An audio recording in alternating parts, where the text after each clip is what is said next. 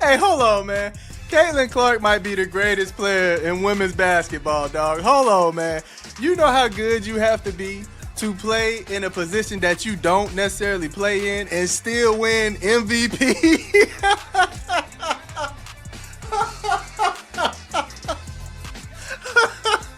Are you kidding me?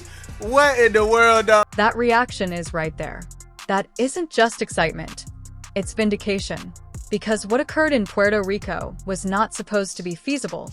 Playing out of position in 4 of 5 games and still winning tournament MVP is unusual at the international level, but Caitlin Clark made it look easy. Standing in front of us. We gotta take a look at this, man. Hold on. The TISO MVP of the tournament is none other than Miss Caitlin Clark. They announced that she came on the floor. It's undeniable the impact she's made on women's basketball, and here in Puerto Rico had quite the showing. Her debut with the senior team, the double-double with both points and assists. And in her senior debut, she wins the TISO MVP at the FIBA Women's Basketball World Cup qualifying tournament here in Puerto Rico. Let's discuss about what happened at the FIA Women's Basketball World Cup qualifying competition in San Juan. USA Basketball decided to do an experiment. They chose the best point guard in women's basketball and switched her to small forward. Not just one game, but for the majority of the tournament. And here's the thing, she still dominated the whole tournament. Game 1 against Mexico is scheduled for January 23rd. Caitlin plays her natural position as a point guard, scoring 17 points on 80% shooting. All threes and layups, with 12 assists for a double-double. That is the Caitlin we know. But then the USA basketball coaching staff decided to go inventive. Made an instant impact during her first senior footsteps with USA. San Juan, Puerto Rico, Caitlin Clark of USA has been named TISO MVP at the FIBA Women's Basketball World Cup 2026 qualifying tournament in San Juan. Making her eagerly anticipated senior tournament debut for her country, Clark lived up to the billing by delivering an excellent display for the reigning champions. Taking USA to a 5-0 clean sweep. Game 2 against Puerto Rico. They relocate her to row 3. 8 points, 33% shooting, and 20% from deep. The offense seems lethargic and disjointed, but consider what transpired on defense. 3 rebounds, 2 assists, a steal, and 1 block. She changed her entire game to accommodate a position she does not play. Game 3 versus Italy. Still playing small forward, 12 points, 80% from the field, 66% from 3, and 5 assists. Despite being out of position, she regained her efficiency. Here's what most folks missed. She had the best plus-minus on the team. When Caitlin was on the floor, the United States dominated. When she sat, the margins became tighter.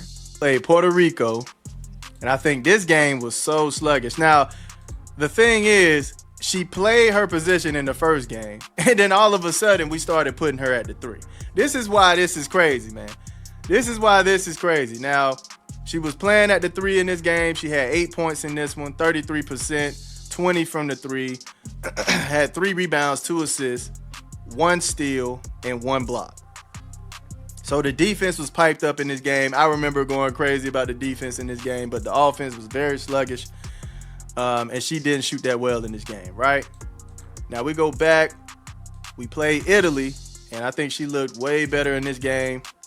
Let me see, Caitlin, 12 points, 80% from the field, 66 from the 3, had 5 assists. Also had 5 turnovers in this one, though. But even with those 5 turnovers, she was kind of like, at the end, she threw one way out just to throw it to Paige. She wasn't caring about the turnovers. Now look at the tournament's final statistics. Caitlin had the highest efficiency rating on the USA squad at 14.6, and she was second in scoring with 11.6 points per game on 52.9% shooting. Here's the kicker. Tournament record 6.4 assists per game. She plays small forward, guards wings, and runs off screens, and she continues to set up her teammates better than anybody else on the squad. Compare that to Kelsey Copper, the team's leading scorer. Copper is a pure scorer and not a facilitator. She is pursuing her shot, which is precisely what you want from her. But Caitlin, even when her major function is removed and she is asked to do something completely new, she continues to have an impact on winning in ways that are visible on the stat sheets. Angel Reese grabbed the rebound. That is her game. However, Caitlin dominated the efficiency and assist charts while playing a position in which she has never specialized. That is not only versatility, that is elite-level basketball IQ. MVP at the FIBA U19 Women's Basketball World Cup 2021. That's right, y'all read it correctly. This is not her first MVP. This is her second MVP. Man, she might be the greatest player ever, dog. This is crazy. She posted the best average efficiency for her team. 14.6 was the second best score for the USA with 11.6 points, 52.9% shooting. Oh my goodness. And recorded a tournament best 6.4 assists. Come on, dog. Feeding everybody. You get a score. You get a score. You get the score. Oprah with the pass, baby. Now Clark will look to lead the way in the backcourt again when the USA land in Berlin this September and tip off. Here's the official FIA statement, which I'm quoting directly.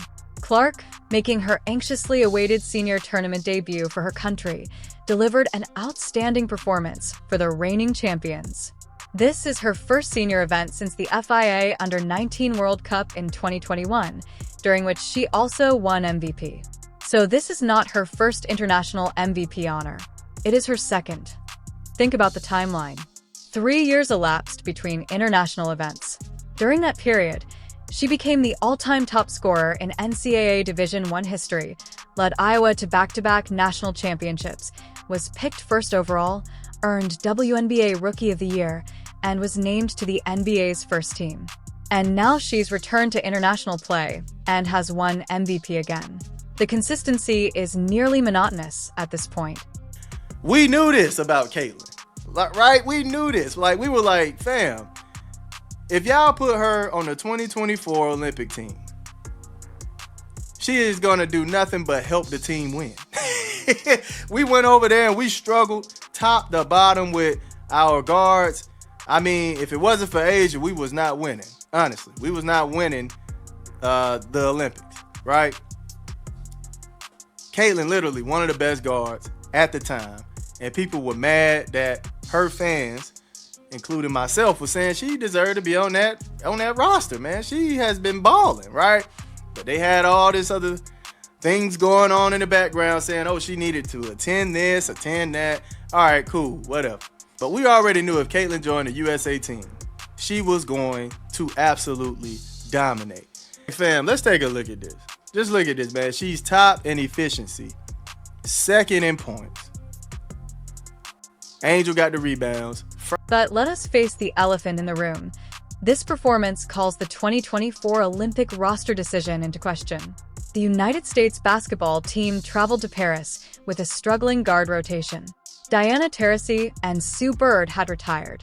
The squad needed playmakers, someone who could break down defenses and create opportunities for others.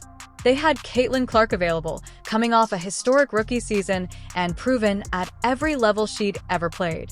And they left her at home because of an unspoken rule about attending training camps and paying dues. Meanwhile, the crew traveled to Paris and narrowly escaped with gold. Asia Wilson had to carry them through several games. The guard play was spotty at best. Now Caitlin has joined the national team for these qualifiers. So what happens? Tournament MVP, playing out of position and improving everyone around her. Exactly what she would have done in Paris if given the opportunity. Crazy, off the top. Like, she's second in points, but top dog in assists. Can y'all imagine if Caitlin was selfish?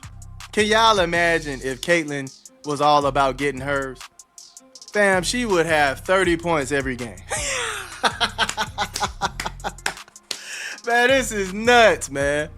This is nuts. Like, the top scorer, K-Cop, is a scorer. She's not looking to really facilitate. She's not really looking to pass the ball like that. But you have Caitlin Clark, who looks to pass first, looks to share that rock, and was looking a bit passive throughout the tournament. Looking like she was trying to hold something back, if I'm not mistaken. Y'all tell me if I'm wrong. I was looking at Caitlin and I was like, Caitlin looked like she's hesitant. She's not trying to really take over the game like that. It's almost like Caitlyn wanted everybody else to shine. At this point, man. Watch Caitlyn's body language throughout the event. There is something purposeful about way she played. She wasn't pressing shots or attempting to prove she should have been on the Olympic team. She was practically passive at times, preferring to get everyone else interested first. Despite her poor shooting performance in Game 5, she was named MVP.